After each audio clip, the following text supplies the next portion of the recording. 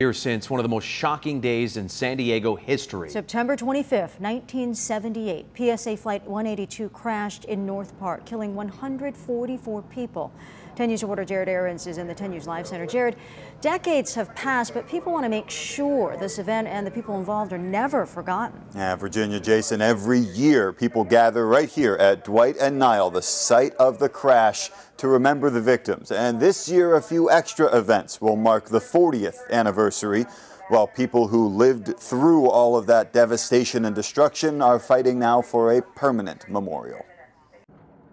This is maybe the worst single day in the history of San Diego. Grossmont College history professor Martin Ennis feels duty-bound to teach the next generation about PSA Flight 182. There are people living in that area who have no idea this happened. Which is why he teaches it in class, and why he's now taking that lesson beyond the campus. Tuesday night on the 40th anniversary of the crash, Ennis is hosting a screening of the 2010 documentary Return to Dwight and Nile, about that infamous day.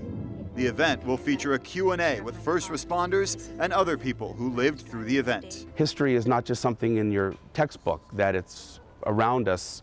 We just have to look. But if you look around Dwight and Nile where the plane crashed, you don't see anything marking the spot. I don't think it should be something big. Michael Bagnus helps organize the PSA Flight 182 Memorial. Every year on the anniversary, Bagnus and others gather at the intersection and write the names of the victims on the street.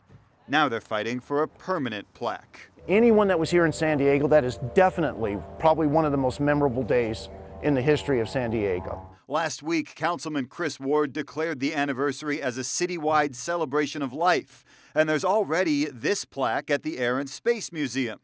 In the meantime, Bagnus and his group say they take some solace in the fact that the lessons from the crash have led to safer skies. Even though 144 lives were lost, I think that thousands of lives have been saved from things that were developed because of that crash. A silver lining. Today's memorial at Dwight and Nile begins in about 2 hours. The movie screening tonight at Grossmont College is at 6 p.m. In the Live Center, Jared Aarons, 10 News.